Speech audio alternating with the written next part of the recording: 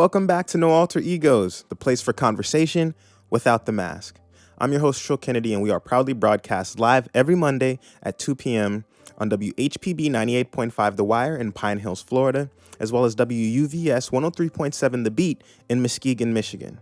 We also have a 3 p.m. Tuesday rebroadcast for anyone that misses the live Monday broadcast on WVBH LP Power 105.3 in Benton Harbor, Michigan. And following our Tuesday rebroadcast, we have a 5 p.m. release of our YouTube companion, which if you're watching this, welcome to the show. If you're listening into the broadcast, every Tuesday at 5 p.m., we release a video companion, which is that week's episode, but just on video, a little bit of extra content and a different way to engage with the podcast. But that's 5 p.m. every Tuesday on the No Alter Egos podcast channel on YouTube. As I said earlier, I'm your host, Trll Kennedy. You can find me at Trll Kennedy on Instagram. That's Trll with no I, so just TRLL as well as at Trll_Kennedy on TikTok. That's TRLL_Kennedy on TikTok.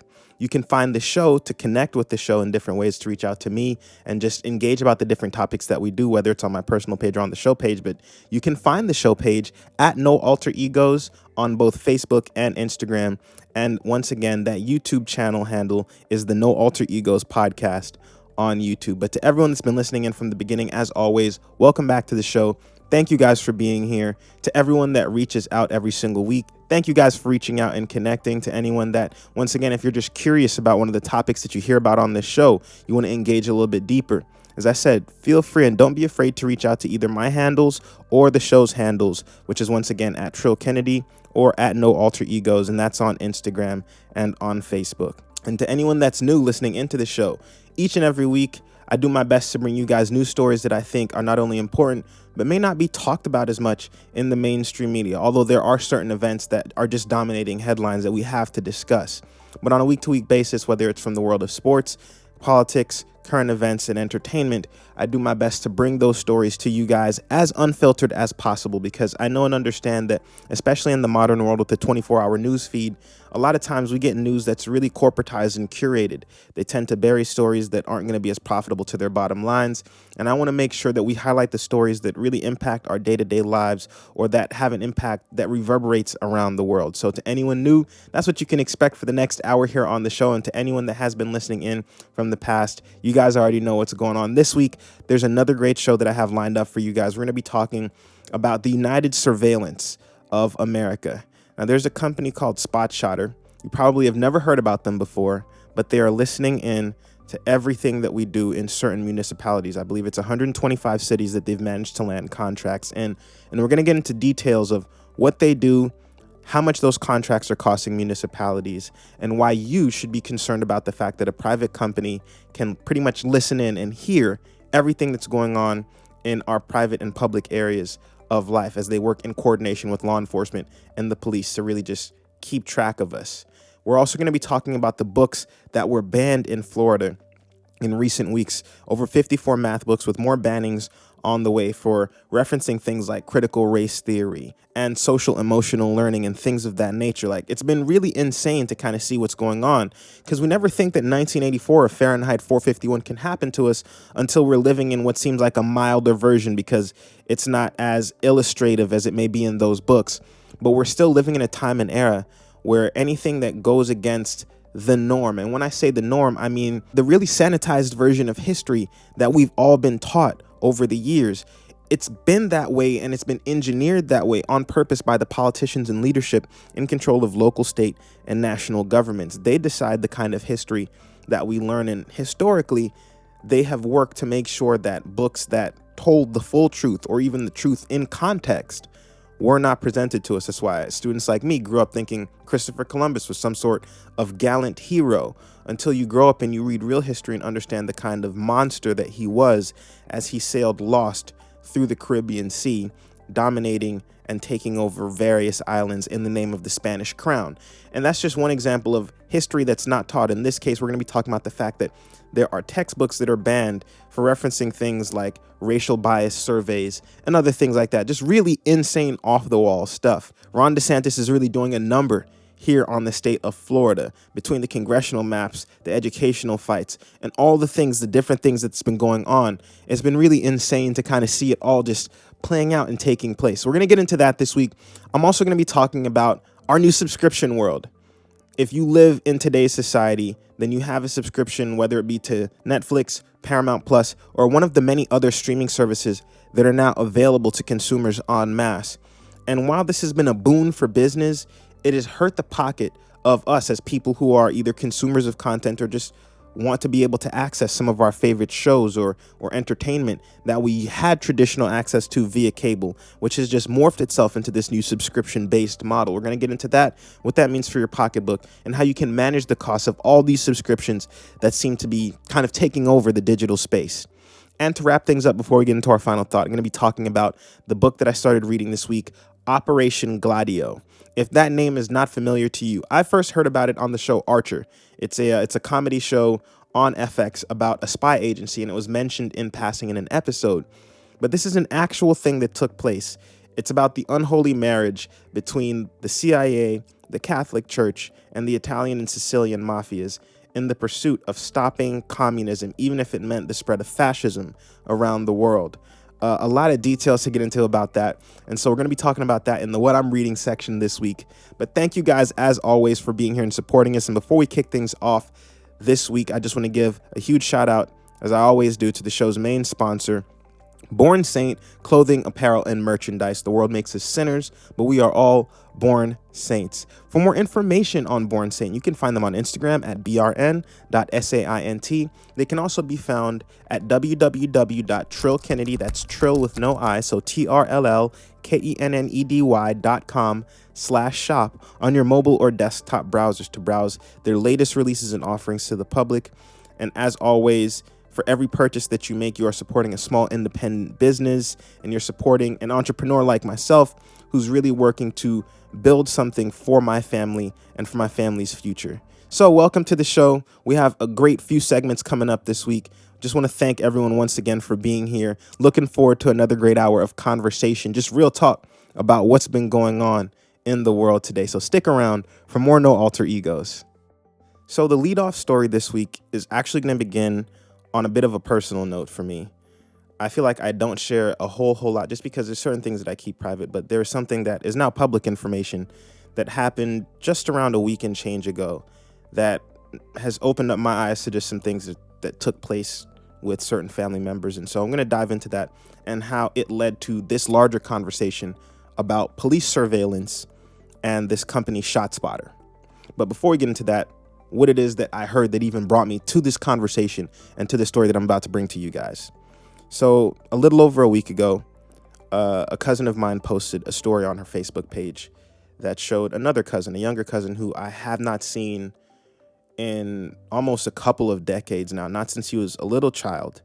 That was one of the last times that I saw him. And he ended up adding me on Facebook maybe about a year and change ago. But at any rate, when he added me, his name was Jack Boy. That was a part of his handle. And obviously, the only people that name themselves that is people that are willing to and or have done like armed robberies in the past. Like, you got to be willing to be a Jack Boy if you're going to call yourself that. There's no real fake in the funk when it comes to the streets. At any rate, I didn't really think anything of it. He was living his life, and I don't like to get into people's business and really poke and prod around if it's not something necessary for me to do. So I just left it at that. At any rate, she posted a story that had this cousin of mine's mugshot in there. And the story, unfortunately, and my condolences go out to the family of his victim, but this young man murdered someone a few weeks ago. And I can say that confidently because he was caught on surveillance camera. There was a direct eyewitness to the shooting. And the story unfolded that apparently this young woman who was being sex trafficked had an encounter with a John or a trick or whatever you want to call it, and the guy didn't pay her. So she calls up my younger cousin. They go out riding around looking for this guy that didn't pay. A confrontation ensued, and long story short, he pulled out a gun and shot the guy. And once again, it's on camera. So although he's just accused right now, it's pretty much a slam dunk case for the police in terms of their ability to probably get a conviction on these charges. He's facing premeditated first-degree murder as well as possession of a firearm by a convicted felon. Now, as I was reading through this story, my heart broke. First and foremost for the family of his victim. Obviously for my family as well, to think that this young man, who, as I said, I hadn't seen in a long time, but to think that this is the life path that his life embarked upon, it was heartbreaking all around. But something caught my eye as I was reading the story.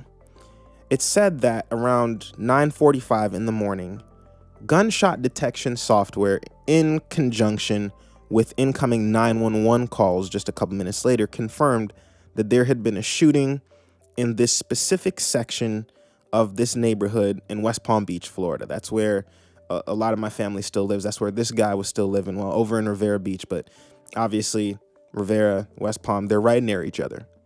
And so I saw gunshot detection software and I got curious, because the only thing that could help police detect gunshots is to have microphones either clandestinely placed in locations around the city, or to work with local business owners, maybe even homeowners, to tap into their personal security camera systems so that they could record audio, maybe even video as well, and they'd be working in conjunction with the police. And so I began to dig around. I said to myself, okay, they have gunshot detection software. Why is this not a thing that gets talked about a lot? And what exactly is this gunshot detection software? And so I started doing some research, ended up running into this company called Shotspotter. Now, Shotspotter is based in Silicon Valley in California. They work and they are under contract right now in 125 cities across the country, but they work hand in hand with police departments and private citizens to not only record the noise that's going around in public and private areas, but specifically they're listening out for loud sounds that correspond with potential gunshots. Now, obviously, they can pick up on things like fireworks or a car backfiring, which sound very similar to gunshots. They claim that they are able to, through the use of their experts and through the waveform technology that their microphones that are placed, because that is what they do. They have microphones clandestinely placed throughout random cities in our country that are under contract with them, to be able to pick up on these loud sounds that are similar to gunshots and then report that back to police within around a minute, whether or not it was a gunshot, as well as the triangulation based on the origin of the sounds that shows almost with pinpoint accuracy where the gunshot or gunshots came from.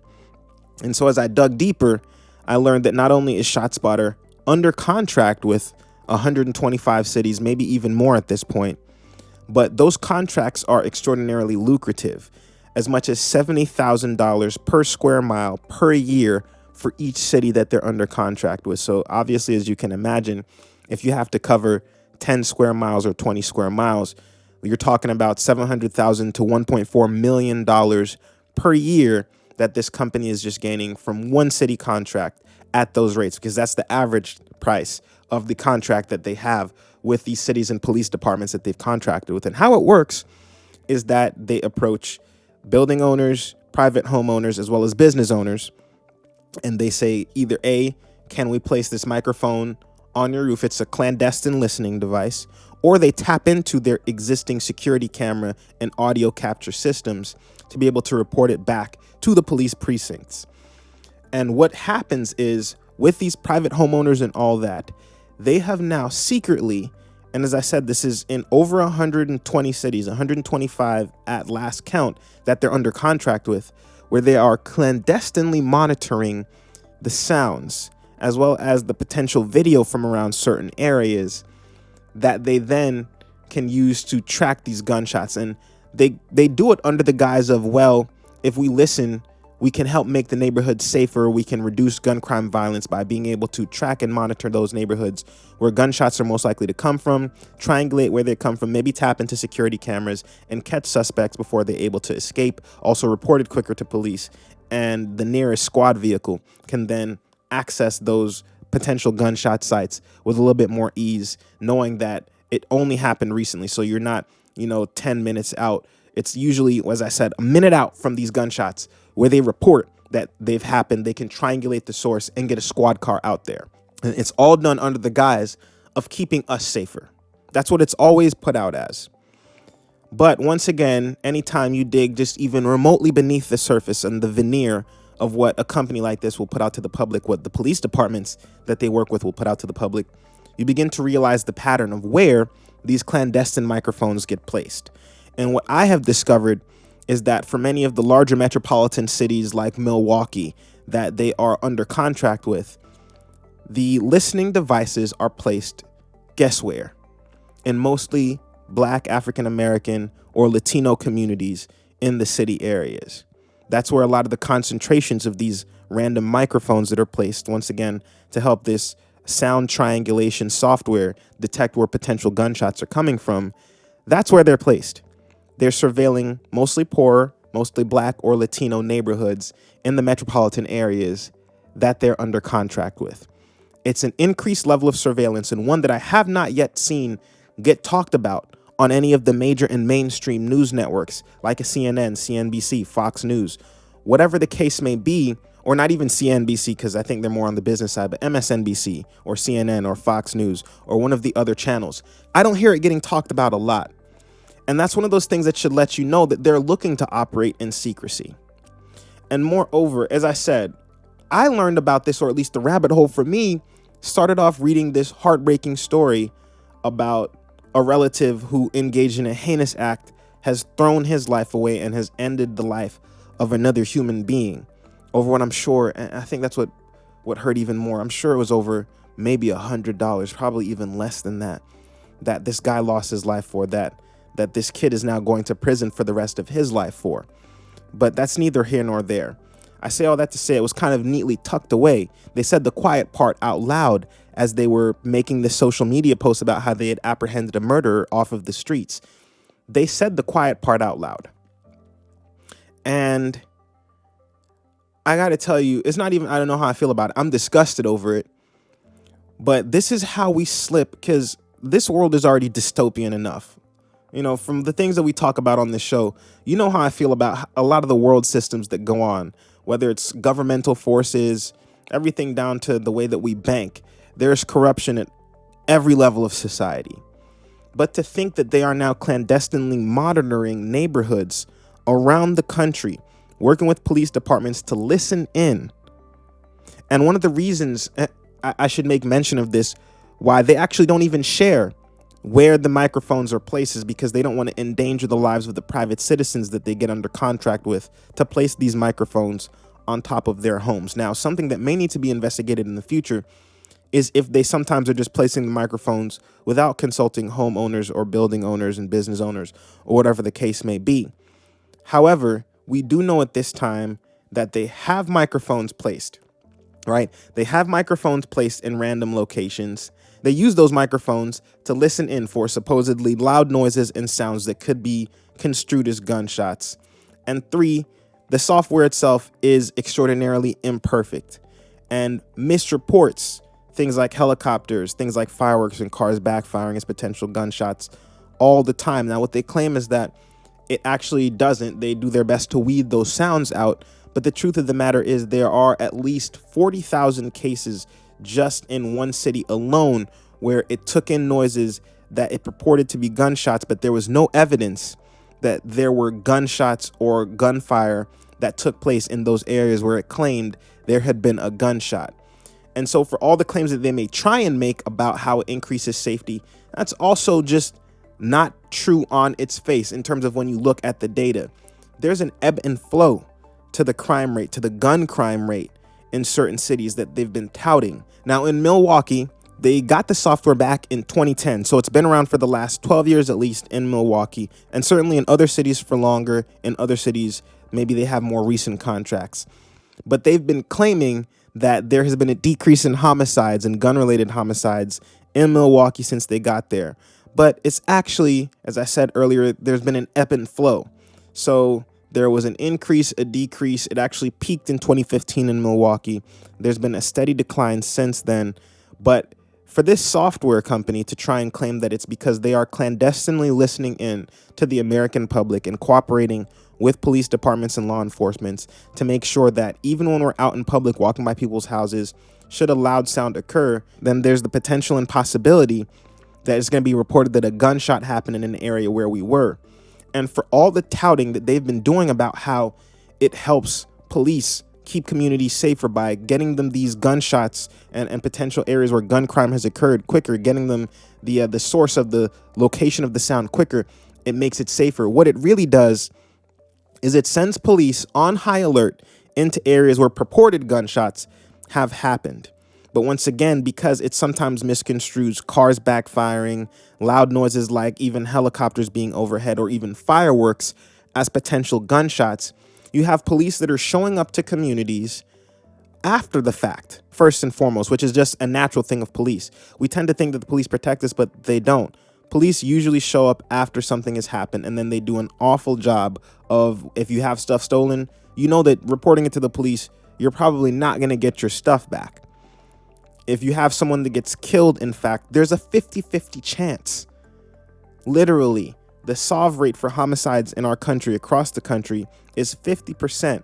That's what police do. They have bloated budgets, and they actually don't prevent crime, really. It's just an excuse to place hostile agents in communities that are considered minority or lesser than. And so this is just another one of those things where police have gained greater access to private information of people's lives without letting the public know, because they don't want to endanger public safety. But what really happens is these officers will show up to the scenes of these purported shootings after the fact. They're agitated. They're ready to draw their gun at a moment's notice because, according to the software, a gunshot has just occurred recently in this area, and so there may be an armed suspect nearby. And so instead of keeping communities safer, you end up creating these situations where there's more hostile encounters between law enforcement and the general public, because they show up to an area, especially inside of minority or lower income communities, ready for action around citizens who may be just trying to go about their day-to-day lives. And yet they end up in these situations now where, because their private lives are being intruded upon by a company like Shotspotter, by their local PDs, now they're living under the thumb and the grip and the rule and the iron fist of a law enforcement apparatus that clearly has gone a bit haywire.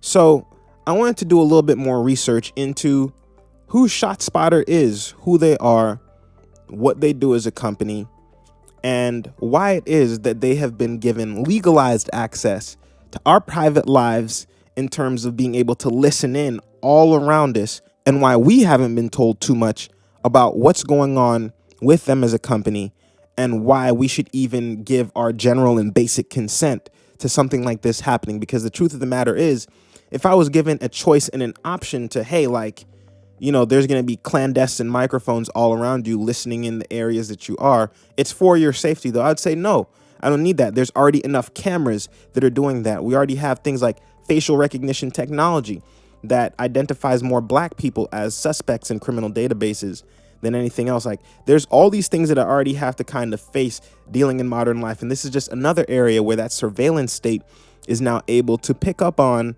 and intrude into your life in another way. So I wanted to find out, why are they allowed to do that? And who are they anyways? So Shotspotter was created in the 90s by Robert Schoen while he was working for this company called SRI International. He actually created the company and did some tests in Redwood City, California, and managed to land a contract, which was initially reported as having been landed because of good PR and not actually good technology. They brought in a new CEO in the early 2000s, and they have been working to secure contracts with law enforcement agencies across the country ever since.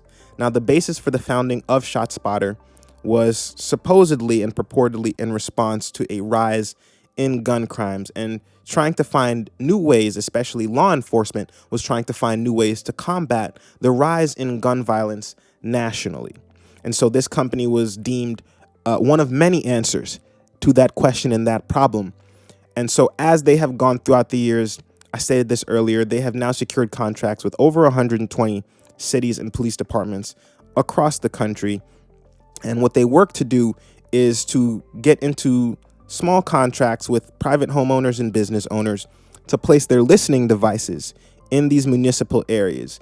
And what I also stated earlier, which is rung true, is that what ends up happening is that these listening devices are being placed in mostly Black and Latino communities of lower income around our nation.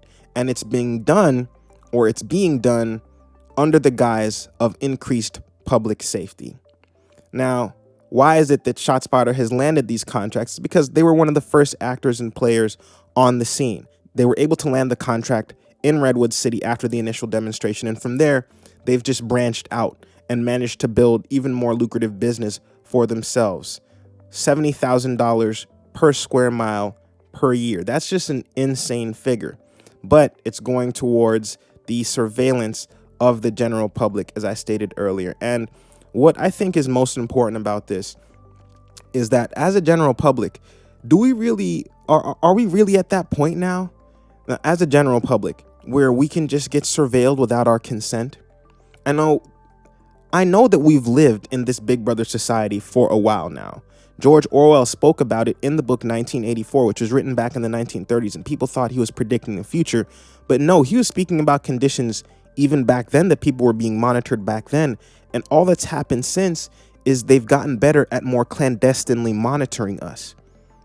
What's more is that if we have no say in our own surveillance, if there is no real privacy, then why do we tout our country as being this freedom-loving place where private citizens can be private? Why is it that we encourage privacy for citizens, but in practice, especially when it comes to law enforcement, there is no real privacy? Because the truth is, if we are going to say that we are a free society, then we can't claim to be a free society. They always say freedom isn't free, but we're really learning the cost of that purported freedom is that we don't really have any freedoms. We can't express private thoughts. We can't exist in public and private spaces without fear of being listened to and spied on by our own governments.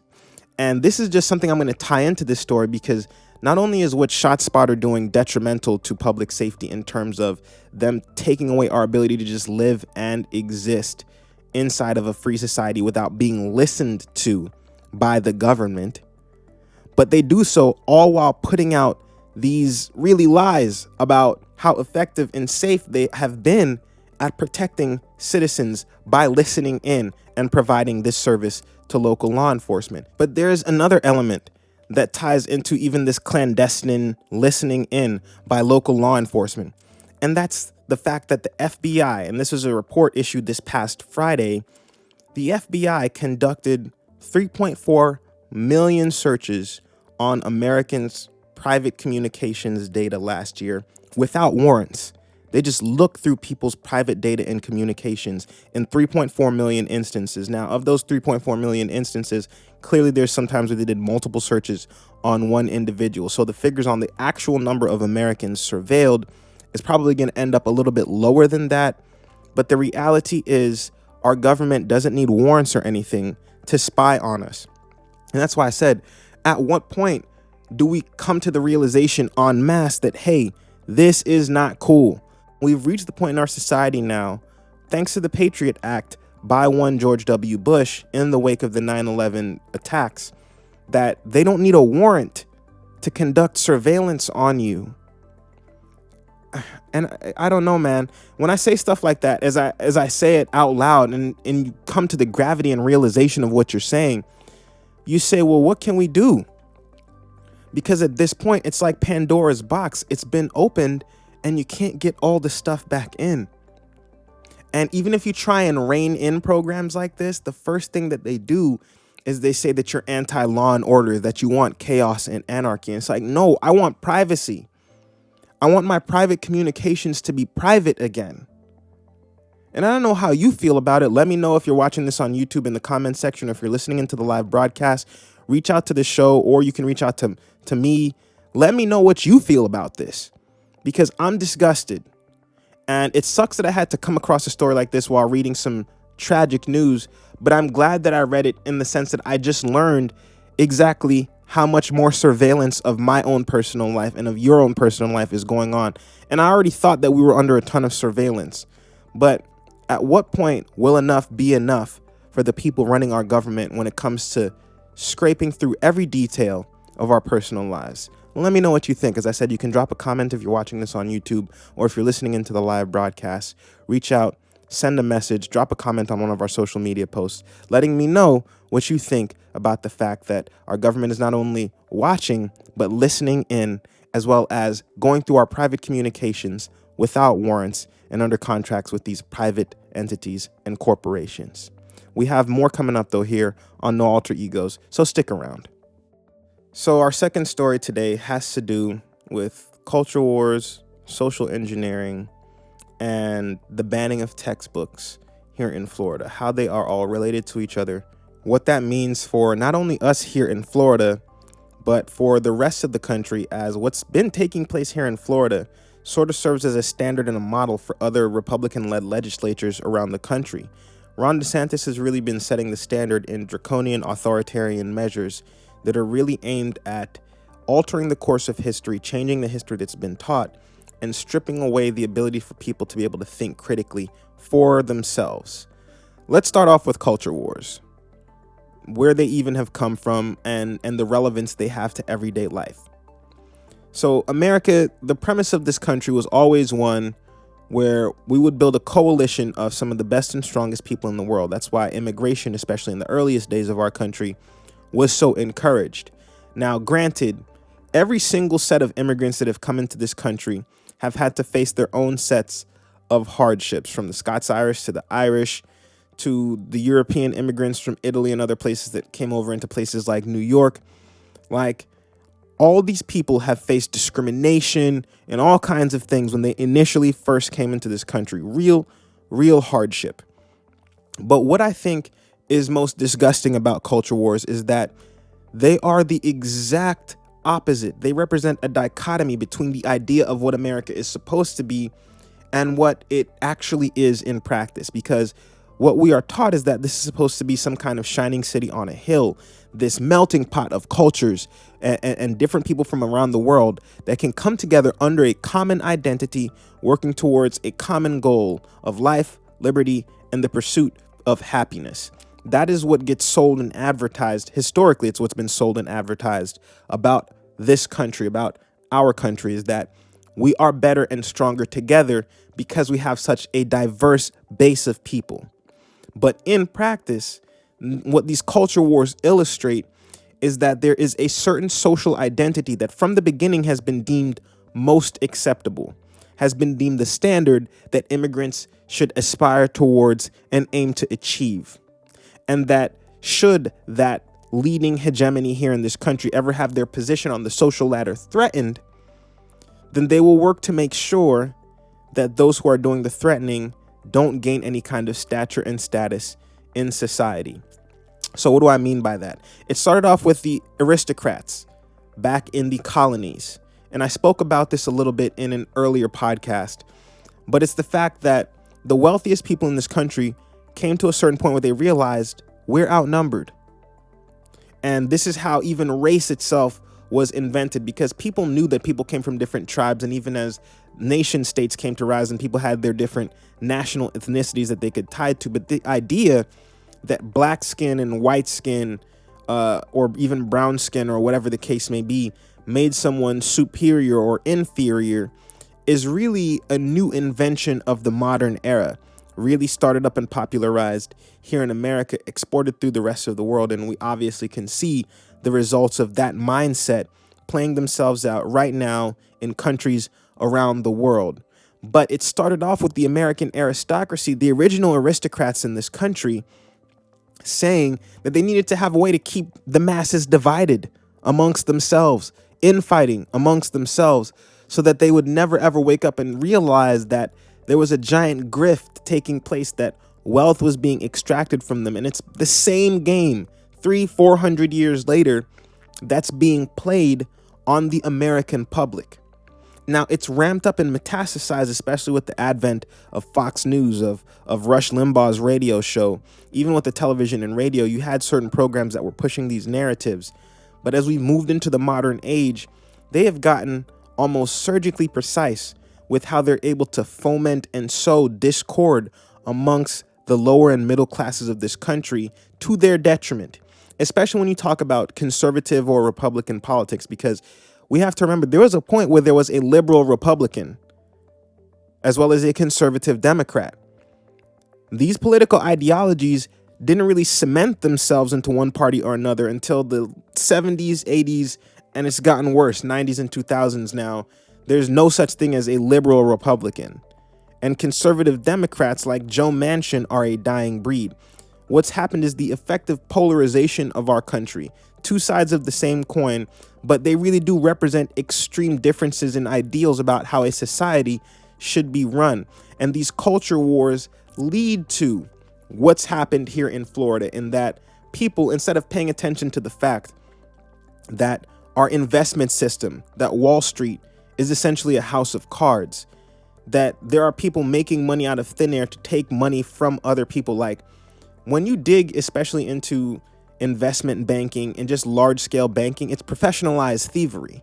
It's legalized and legislated theft, especially when you consider the fact that they can invent shares that don't exist, sell them, and collect the commission, the profit off of those shares that don't exist.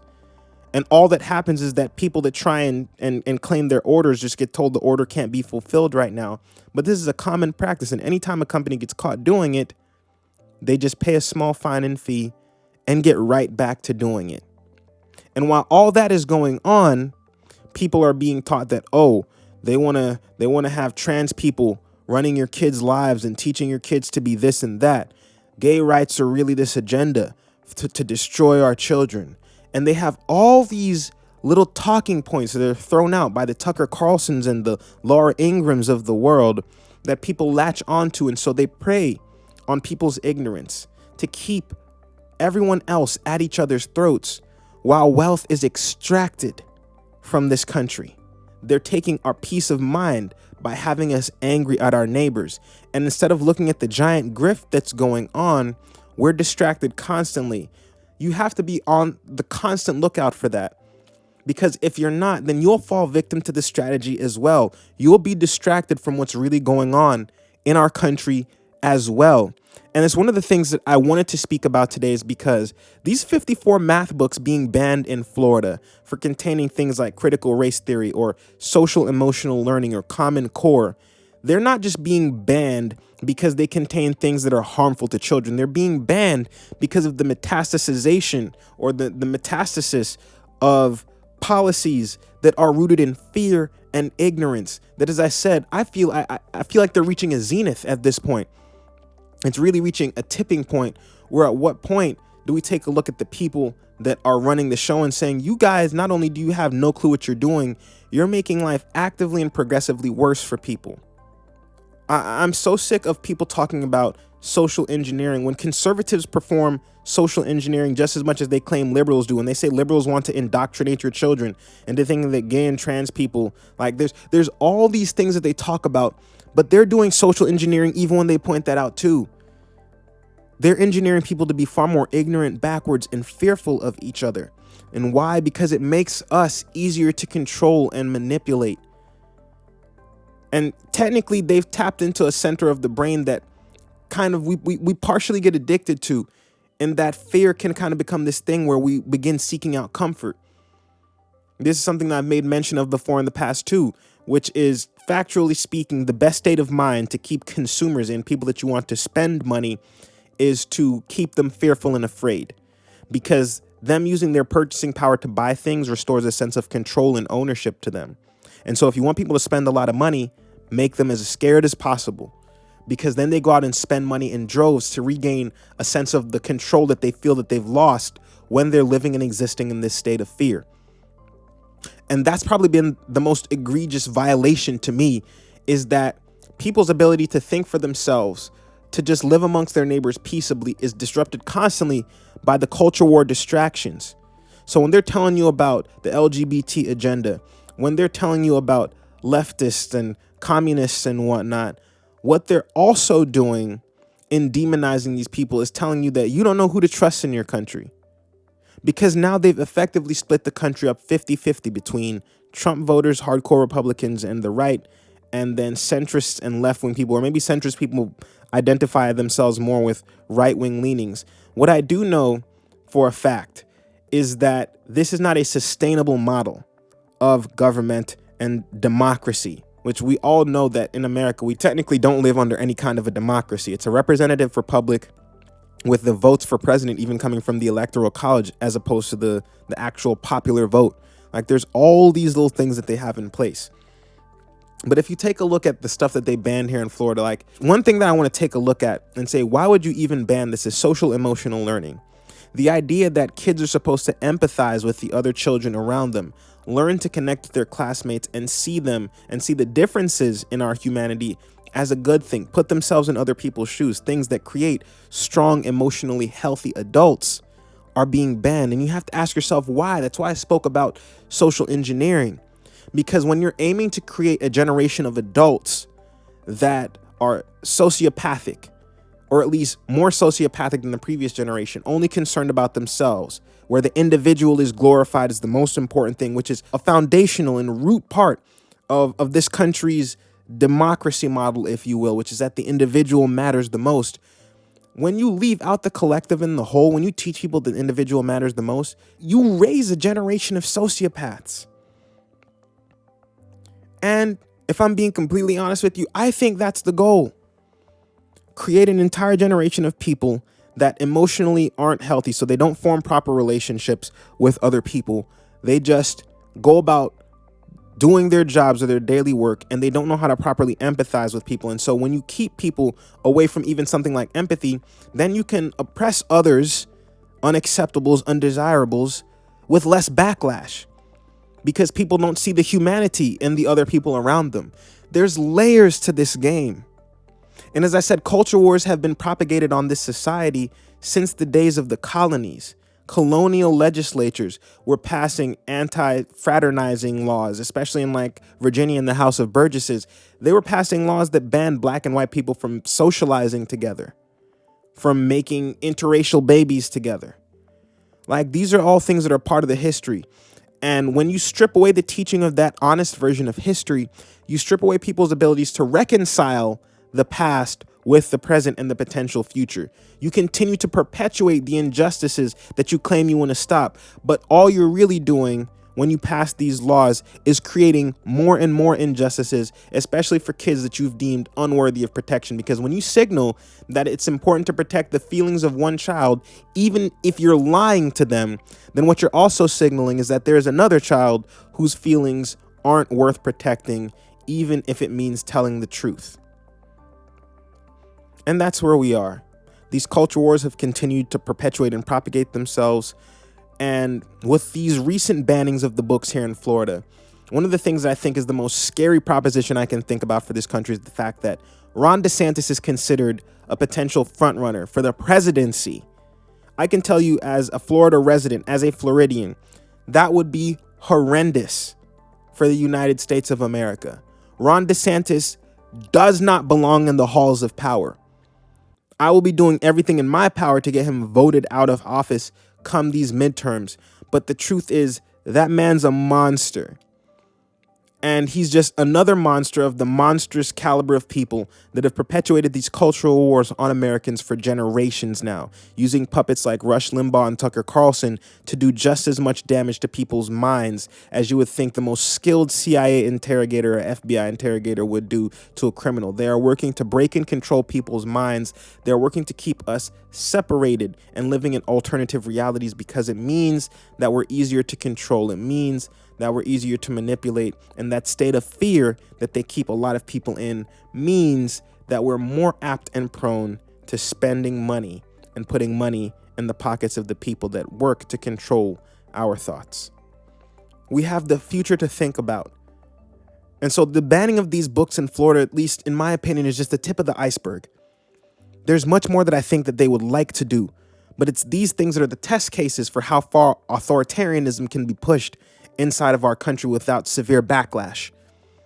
And they're beginning to learn that they can get away with murder almost, and no one's going to pay attention to it because we're all too busy at each other's throats over the differences in us that really make humanity stronger. Anyways, we have our Tech Talk Minute and what I'm reading coming up here on No Alter Egos. Stick around. So this week I started reading the book Operation Gladio by Paul L. Williams. It is the fascinating and riveting tale of the unholy marriage between the Vatican, the Catholic Church, the CIA, our CIA, the Central Intelligence Agency, as well as the Italian and Sicilian mafias, in their fight against the spread of communism around the world even at the expense of pushing fascism around the world. It has, to this point, been an incredible read, with revelations such as the fact that the Italian and Sicilian mafias worked in conjunction with the CIA to push heroin into black neighborhoods, sell heroin to the N-words, they would say. They don't mind doing it. And so they worked specifically together with the CIA to push heroin in black communities. And mind you, this is all taking place at the end of World War II as we were going into the Cold War. And since then, it's been this almost ongoing thing, but they would have leave behind units that were stationed in different countries around Europe, different little army units, just in case they needed to overthrow a democratically elected government that was not favorable to their plans for the world or that had leftist leanings. It was, and it has been, an incredibly vicious exercise of power. And to think that the Catholic Church, Catholic priests, the popes, some of the popes themselves were involved in some of the operations.